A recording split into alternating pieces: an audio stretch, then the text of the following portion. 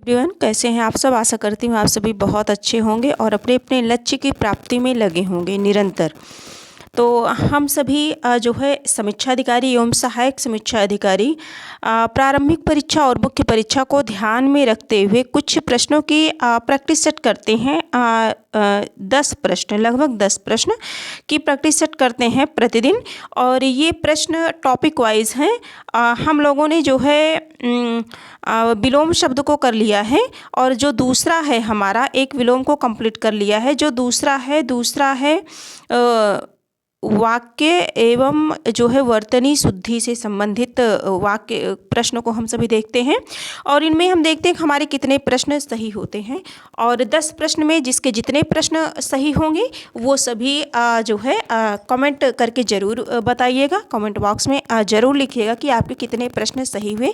आइए देखते हैं हम सभी जो है एक साथ जो है क्वेश्चन को एक एक करके सॉल्व करते हैं। देखते हैं कि कितने प्रश्न हमारे बनते हैं। एक वाक्य शुद्ध है, एक वाक्य शुद्ध है। इसका जो ऑप्शन है देखते हैं। यह तो अच्छा हुआ कि चोरों का पदार्पण होते ही मैं जाग गया। देखिए, कभी भी सेंटेंस पढ़िए तो सेंटेंस उसके शब्द पर ध्यान दीजिए, है ना। चोरों का पदार्पण, कभी भी चोर के लिए पदार्पण जैसे सम्मानित शब्द प्रयोग नहीं होते हैं, है ना। ये जो है प्रतिष्ठित सम्मानित व्यक्तियों के लिए होते हैं। पदार्पण होते ही मैं जाग गया, तो ये गलत हो गया हमारा। देखेंगे, अच्छे लेखन के लिए शब्द संयम आवश्यक है। इसमें जो शुद्ध वाक्य है उसे बताना है। बी वाला देखेंगे, अच्छे लेखन के लिए शब्द संयम आवश्यक है, ये लग रहा है सही। कच्छ में असंख्य जन समूह, देखिए कच्छ में असंख्य जन समूह, है ना। तो 3 त्रुटियां हो गई, तो ये गलत हो गया। हाँ, रामचरितमानस तुलसी की सबसे सुंदरतम, अगर सबसे है तो सुंदरतम लगाने की आवश्यकता नहीं है, तो ये गलत हो गया।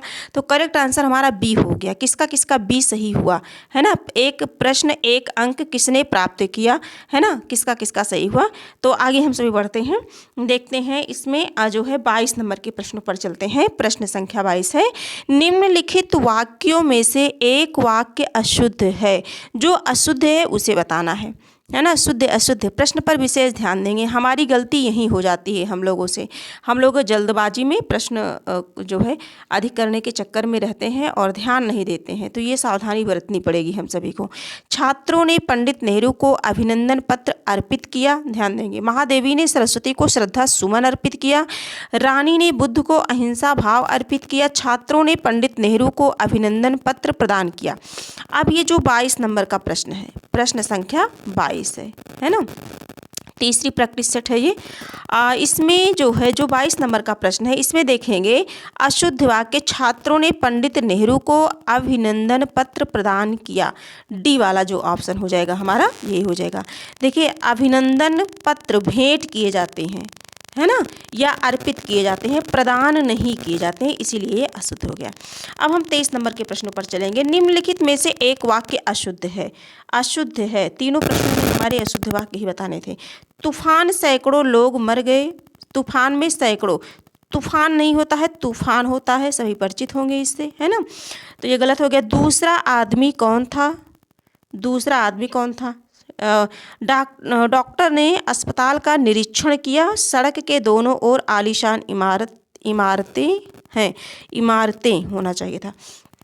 तो जो 23 नंबर का है, इसका हम करेक्ट आंसर देखेंगे। शायद सभी देख पा रहे होंगे कि 23 का सही आंसर बता पा रहे होंगे सभी लोग। सही करेक्ट आंसर इसका होगा 23 का डी। छात्रों ने पंडित ने 23 का देखेंगे। 23 में थोड़ा सा ध्यान देंगे हम सभी कि जैसे तूफान में, है ना, तो ये गलत हो गया। अशुद्ध पूछा गया है तो पहले तो तूफान हो गया, तूफान हो गया, है ना। तूफान के स्थान पर तूफान और में के स्थान पर तूफान से ऐसा होना चाहिए। सैकड़ों लोग मर गए, तूफान में नहीं, तूफान से ऐसा होना चाहिए था। में के स्थान पर से होना चाहिए था। तो एक ये वाक्य हो गया हमारा, ए हो गया। अब दूसरा अगर हम ध्यान दें प्रश्नों पर तो डी देखते हैं। सड़क के दोनों ओर, है ना। तो अगर इसमें देखेंगे तो इमारतें के स्थान पर इमारतें होना चाहिए, ठीक है। इस प्रकार से ये दोनों, ये बिंदी होनी चाहिए। हाँ, ये दोनों हमारा ए और A and A and D दोनों है। और इसमें हम आगे देख लेते हैं कि माना किसको गया है।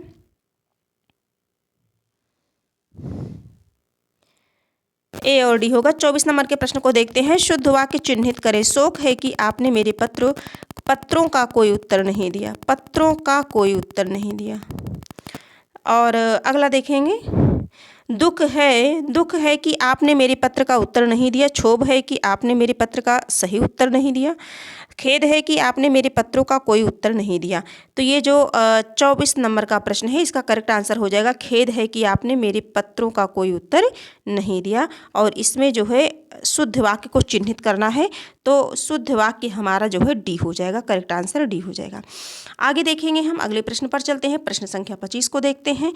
निम्नलिखित वाक्यों में शुद्ध वाक्य है। मेरे घर के पास एक हलवाई की दुकान है। मेरे घर के पास एक हलवाई की दुकान स्थित है। मेरे घर के पास एक हलवाइयों की दुकान है। जब एक है तो हलवाइयों बहुवचन नहीं रहेगा। मेरे घर के पास हलवाई की एक दुकान है। तो इसमें जो 25 नंबर का प्रश्न है, इसमें शुद्ध वाक्य बताना है हम सभी को। देखिए, शुद्ध वाक्य बताना है तो मेरे घर के पास हलवाई की एक दुकान है, हमारा यही करेक्ट हो जाएगा। करेक्ट आंसर हमारा डी हो जाएगा। आगे बढ़ते हैं हम, अगले प्रश्न पर चलते हैं। प्रश्न संख्या 26 देखते हैं। निम्नलिखित वाक्यों में शुद्ध वाक्य है। इसमें हम सभी को शुद्ध बताना है। श्री कृष्ण के अनेकों नाम हैं। अनेक अपने आप में बहुवचन है।